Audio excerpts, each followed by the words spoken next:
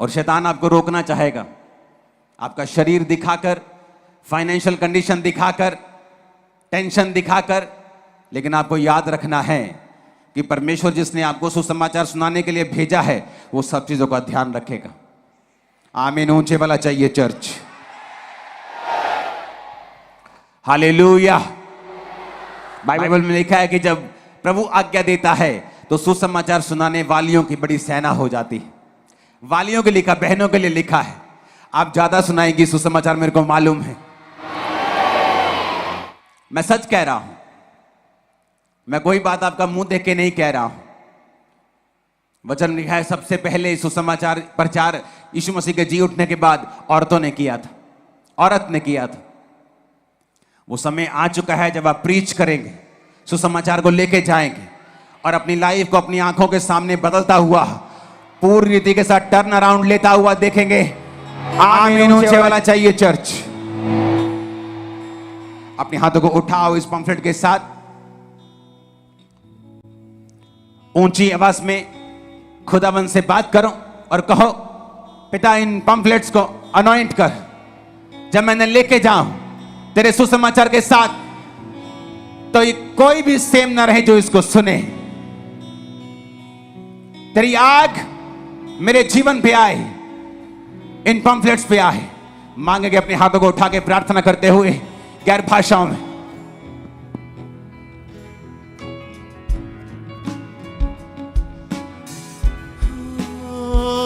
तू है सच्चा जिंदा खुदा है, तुझे पर ही भरोसा मेरा। तू है सच्चा जिंदा खुदा, तुझे पर ही भरोसा मेरा। सेवा पूरी करके पाऊंगा, प्रभु ऐसा दो वरना। सेवा पूरी करके पाऊंगा, प्रभु ऐसा दो वरना।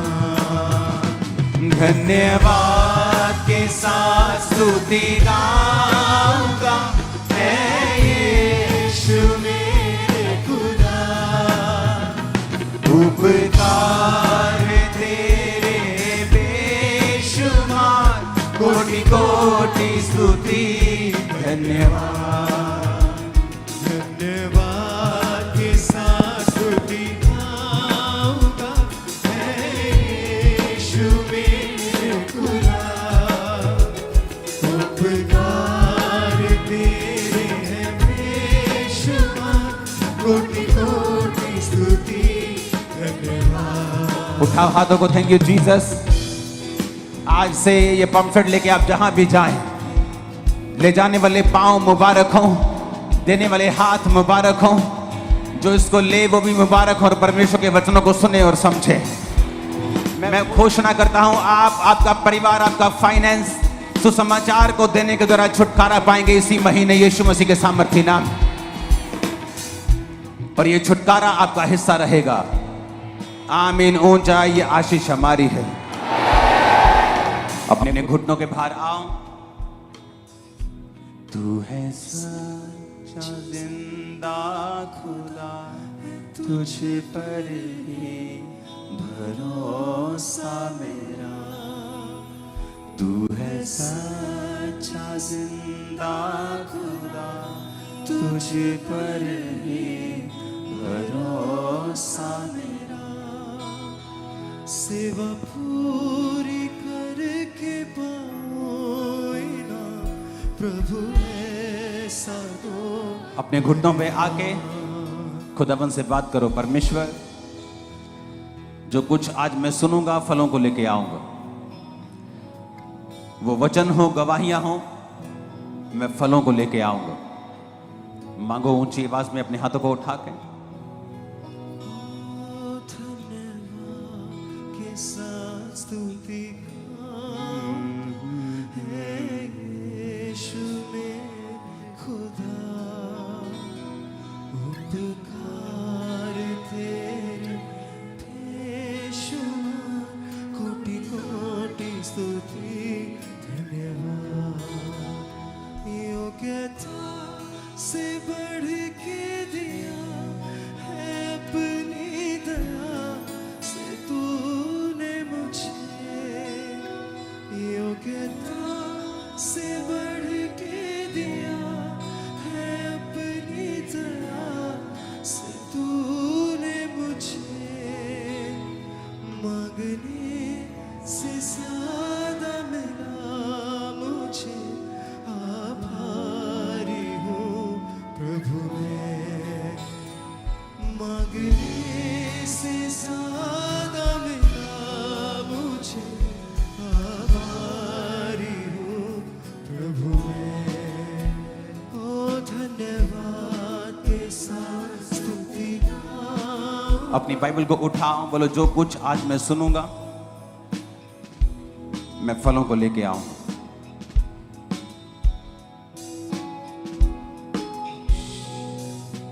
जो कुछ आज मैं सुनूंगा मैं उसे इग्नोर नहीं करूंगा।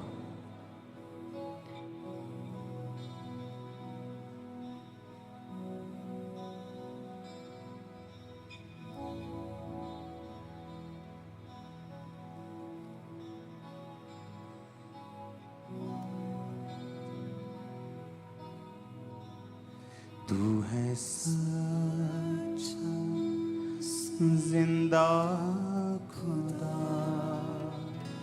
तुझ पर है भरोसा मेरा।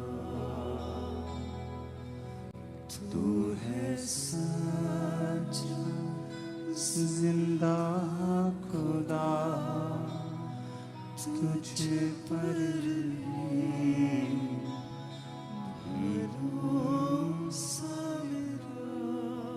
तू है सच जिंदा खुदा, तुझ पर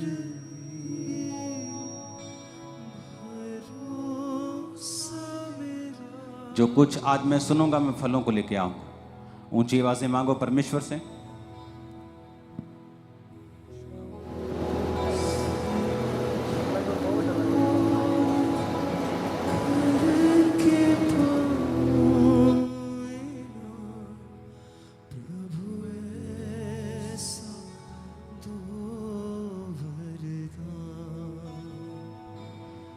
सेवा पूरी करके पाए ना प्रभु ऐसा दो वरदान।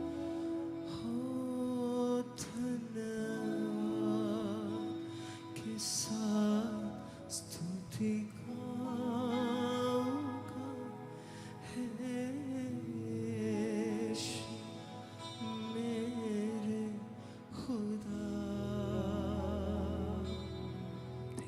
उपकार तेरे हैं बेशुमार, कोटि कोटि स्तुति धन्यवाद। अपने हाथों को उठाओ। जो कुछ आज मैं सुनता हूं मैं उस पे फलों को लाकर अपने परमेश्वर को खुश करूंगा। प्रभु यीशु मसीह के सामर्थी नाम में जोर से तारीफ करो। जितने हाथों में ताकत जोर।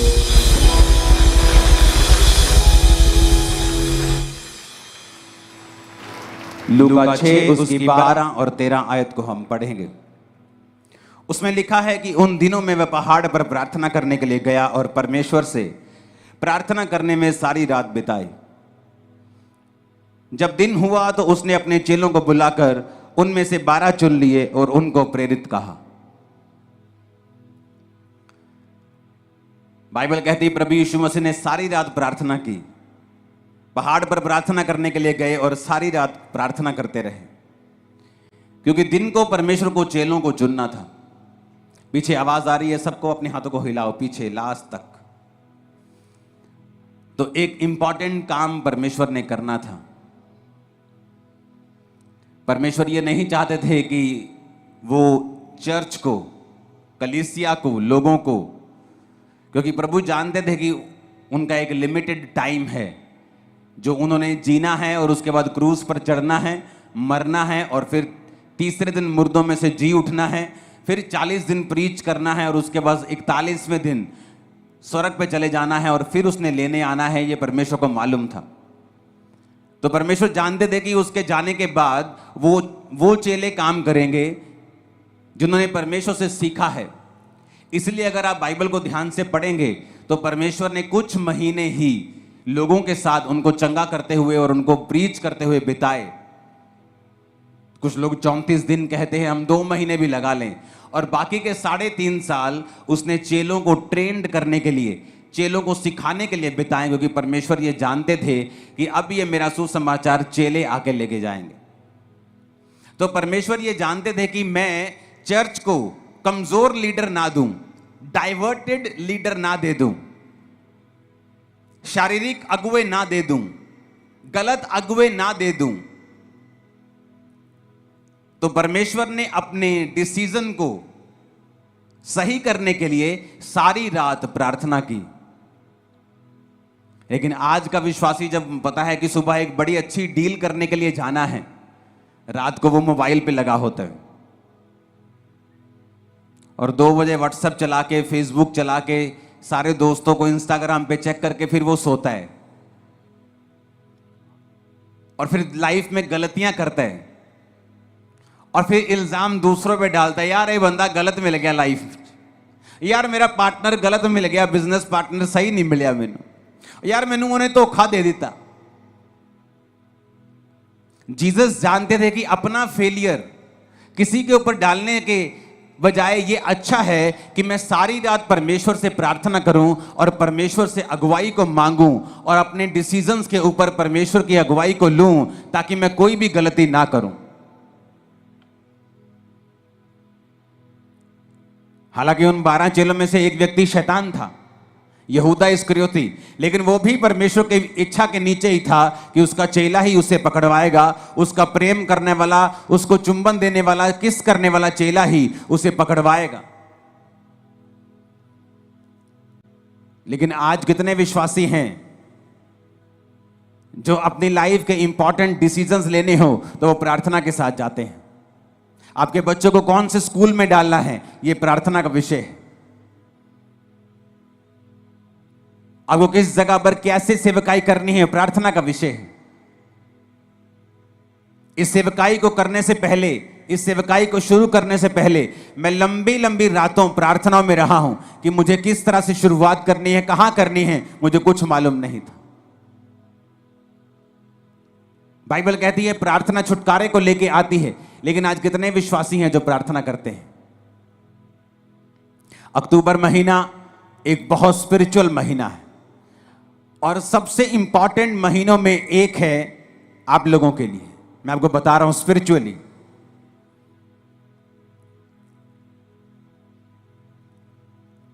मैं इसमें डिटेल में नहीं जाना चाहता। लोग जादू और टोनों के नीचे रहते हैं इन महीनों में, लेकिन इन्हीं महीनों में परमेश्वर का आत्मा भी आपकी लाइफ में बड़े काम करना चाहता है। तो ये थर्सडे को, जो अभी थर्सडे आ रहा है 2-3 दिन बाद, हम फुल नाइट प्रेयर करेंगे 8 बजे से लेके शाम के सुबह 4-5 बजे तक।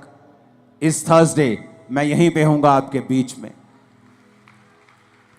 और जैसे ही आप उस नाइट प्रेयर में होंगे और घुटनों में हम प्रार्थना करेंगे 8-9 घंटे, फायर प्रेयर होगी, हीलिंग प्रेयर होगी, सब होगा, टाइम इनफ होगा हमारे पास। आप देखेंगे कि जो स्पिरिट है, प्रेयर की स्पिरिट है, वो आपकी लाइफ में वापस आ रही है। आप देखेंगे कि ये स्पिरिट, ये प्रार्थना की जो आत्मा है, इसकी कमी है विश्वासियों के अंदर। बहुत लोग ये जानते हैं कि प्रार्थना करने से वो छूट जाएंगे, लेकिन जब भी वो प्रार्थना करने के लिए बैठते हैं, शैतान पूरी तरह से उन पे फाइट करता है। आपके परिवार के बीच से होके, आपके शरीर के बीच से होके, इच्छाओं के बीच से होके, आपको जब प्रार्थना करने का समय होता है, हर तरह के नेगेटिव ख्याल आपके मन में आता है, हर तरह का अविश्वास आपके मन में आता है। तो मैं भी ये क्वेश्चन करना चाहता हूं कि जब आप प्रार्थना करने के लिए बैठते हैं तभी ऐसा क्यों होता है? आप टीवी देखने के लिए बैठते तब ऐसा क्यों नहीं होता? जब आप प्रार्थना करने के लिए बैठते हैं तभी अविश्वास मन में क्यों आता है? तभी शैतान मन में क्यों आता है? तभी नेगेटिव बात मन में क्यों आती है? तभी पाप मन में क्यों आता है?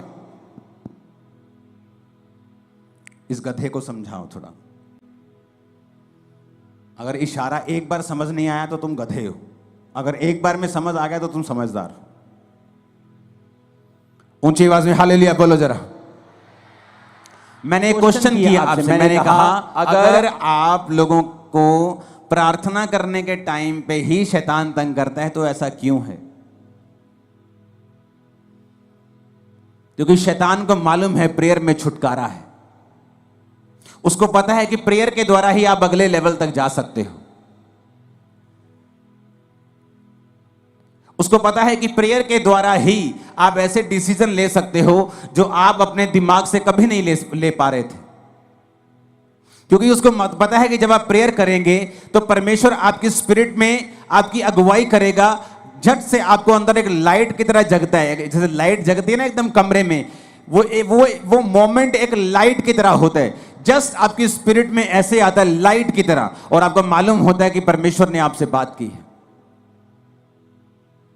लेकिन ये सारी चीजें प्रार्थना में होती हैं और वचन पढ़ने के दौरान होती हैं, जब आप प्रार्थना वाले स्थान में होते हैं और आप वचन पढ़ते हैं। आप जानते हैं बाइबल में लिखा है कि प्रभु यीशु मसीह के कोड़े खाने से आप लोग चंगे हुए। लिखा है कि नहीं लिखा? तब भी कुछ विश्वासी बीमार रहेंगे। ऐसा क्यों? अगर यीशु मसीह के कोड़े खाने से हम चंगे हुए हैं, अगर हमारे परमेश्वर ने प्राइस पे कर दिया है, मूल्य अदा कर दिया है, तो फिर भी बीमारी क्यों? बीमारी इसलिए क्योंकि बाइबल का वचन कभी भी अपने आप पूरा नहीं होता। जिस तरह इंडिया का संविधान जो आपको ताकत देता है, जो ये कहता है कि जब आपने एक प्रॉपर्टी के पैसे पे कर दिए और वो प्रॉपर्टी की रजिस्ट्री आपके नाम के ऊपर है, तो कोई दूसरा उस पर कब्जा नहीं कर सकता, लेकिन फिर भी लोग कब्जा कर लेते हैं, हाँ या ना? फिर आप क्या करते हैं? आप कोर्ट में जाते हैं।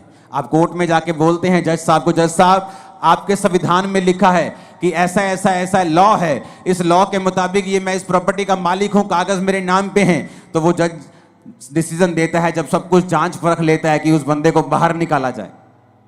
लेकिन अगर आप केस नहीं करेंगे तो वो बंदा जो है वो आपकी प्रॉपर्टी के ऊपर कब्जा किए रहेगा। आप रोते रहिए, आप करलाते रहिए, आप भीख मांगते रहिए, आप रेंट पे रहते रहिए, आप कुछ भी करते रहिए, नुकसान झेलते रहिए, लेकिन ये सारी चीजें आपका छुटकारे का कारण नहीं बन सकती जब तक आप केस नहीं करेंगे। उसी तरह से आपको परमेश्वर के वचन जो बाइबल में लिखे हैं अपने आप से कभी भी पूरे नहीं होंगे जब तक आप इन वचनों को लेंगे नहीं।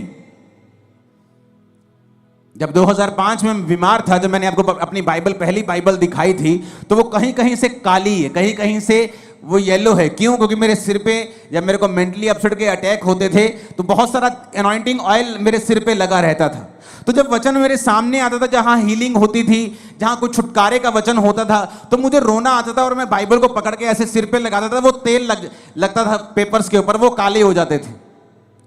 तो मैं प्रभु से पूछता था कि परमेश्वर तेरे वचन में लिखा हुआ है, मैंने थोड़ी लिखा है, ये वचन मैंने थोड़ी बनाया है, तेरे वचन में लिखा हुआ है धर्मी का वंश बचाया जाएगा, तेरे वचन में लिखा हुआ है कि तेरे कोड़े खाने से मैं चंगा हो चुका हूं, तेरे वचन में लिखा हुआ है, अब ये तेरा वचन मेरी जिंदगी में पूरा हो। अपने आप कुछ नहीं होगा। पेंटीकोस्त के दिन चेले प्रार्थना कर रहे थे। क्या प्रार्थना कर रहे थे? जब पवित्र आत्मा उतरा, मैंने लोगों को पूछा, मैं लोगों को पूछता हूं क्या प्रार्थना कर रहे थे कि पवित्र आत्मा उतरा? कहते जी प्रार्थना कर रहे थे कि परमेश्वर तेरा आत्मा उतरे। मैंने कहा ऐसा तो नहीं लिखा बाइबल में। वचन कहता है, उन्होंने पुराने नियम का वचन निकाल के योएल नबी की पुस्तक निकाली और कहा प्रभु तेरे वचन में लिखा है अंत के दिनों में तू अपना आत्मा सब मनुष्यों के ऊपर उंडेलेगा। अब तू अपने लिखे हुए वचन के अनुसार अपना आत्मा दे। जब परमेश्वर आपको लिखे हुए वचन से प्रार्थना करते हुए देखता है तो वो आपकी प्रार्थना मोड़ सकता है, खाली भेज सकता है, लेकिन वो अपने लिखे हुए वचन के बीच से की गई प्रार्थना को खाली नहीं भेजता।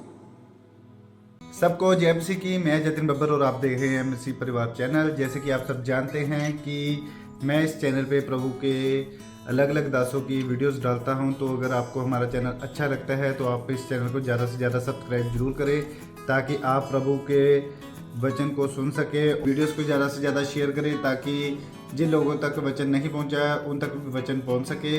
सबको जय मसीह की। एक बार मैं आपसे दोबारा कहूँगा कि इस चैनल को सब्सक्राइब जरूर करें और वीडियोस को ज़्यादा से ज़्यादा शेयर करें। जय मसीह की।